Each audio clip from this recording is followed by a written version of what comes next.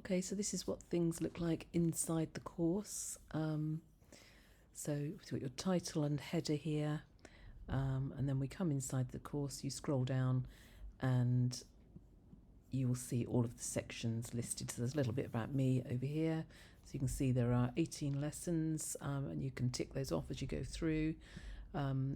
Quite straightforward, introduction and start. So each of these sections have got either videos or explanations or wording, links to blogs. So all of these have got videos in showing you exactly how you can, repair your damage with a stylus or using a paintbrush.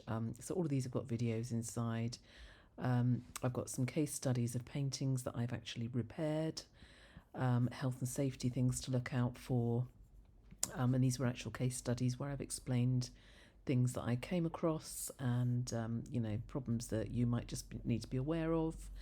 And then a few other scenarios for encaustic repairs. Sometimes you can just literally, if you've got a very hot heat source, you can just use natural heat rather than heat guns.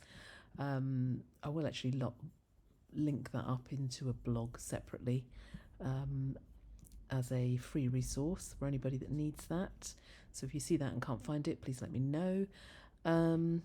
Sometimes if you've got wax art on paper. So I've basically given you a whole host of different scenarios of what could come up for you. So the way the course works, do you want to, watch and read all of these videos? They shouldn't take too long. They're quite short and concise, but you do need to understand some of the things that you're looking out for before you begin, things to be aware of. So just have a little look through those. Look for comparisons with a piece that you want to repair. And then once you've done that and done your research, you're then going to start repairing your painting. So within this section, I will walk you through, first of all, practicing on a test piece. So we've got a video here. I'm going to give you some scenarios of how you can test that.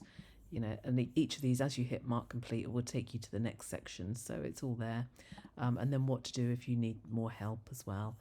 So it's quite self-explanatory once you're inside the course. And it should be enough to help you to get your painting repaired if you are in a scenario whereby you can't, you can't get back to the original artist, and gives you an opportunity of just getting your painting repaired.